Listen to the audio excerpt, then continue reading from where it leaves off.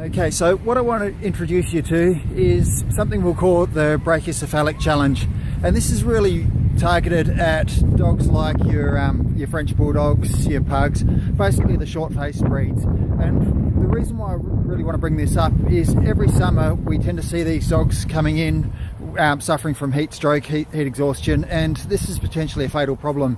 And a lot of that actually comes down to their ability to breathe well. Now, these dogs tend to get a condition called Brachycephalic obstructive airways disease. There's a few variations of what they call it, but basically it comes down to a combination of things such as narrowed nostrils, long soft palate, everted laryngeal saccules, and these are things that, if addressed early, we can actually get their breathing to be much better. And one of the ways to really check how good your brachycephalic dog's breathing is to take it for a walk. Now, when we see these dogs, quite often they're snorting, they're having trouble breathing, but people just assume that this is a normal sort of way for these dogs to breathe, and that's not really true. In terms of, it might be normal for the breed, but it's not normal for dogs, and it is a problem, because when they've got these airway problems, they can't breathe effectively, they can't cool effectively, and it really affects their quality of life. But what we need to do is really have a way to measure how severe the problem is. So what we've come up with is this challenge, and what we're aiming for is a 400-metre walk in less than 10 minutes.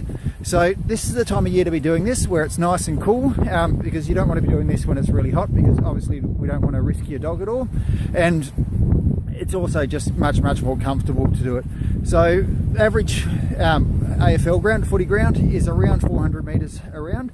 So that's really what I want you to be doing, is heading down to the local footy ground this weekend, walking your dog around, and you should be able to walk around the oval in less than 10 minutes quite comfortably. Now, if your dog has breathing issues, if you're concerned that it's not going to be able to do that safely, that's a sign that you really need to come in and see your vet quite properly. Now, I'm doing this walk at the moment, and I've got my old dog Marv. Now, Marv is about 9 years old, he's got arthritis, he's got a few other problems. So for him, this is still an easy walk. So really this walk that we're talking about, it should be quite easily doable, and yeah, if your dog can't make it around in that time, then you need to give us a call. So we'll finish off the walk. I'll let you know how long it's taken with Marv, just at quite a low pace, and we'll talk a bit more in a sec. Okay, so just finished my walk with Marv. As you can see, he's not even really panting. He's not being very cooperative, of course, a bit camera shy today. Now, this is my walk. You can see 400 metres, and it's just taken just over 5.5 minutes to do it, and that was a really comfortable pace. So it's pretty low stress doing this sort of walk if your dog can breathe well. So that's really what I'd encourage you to do this weekend.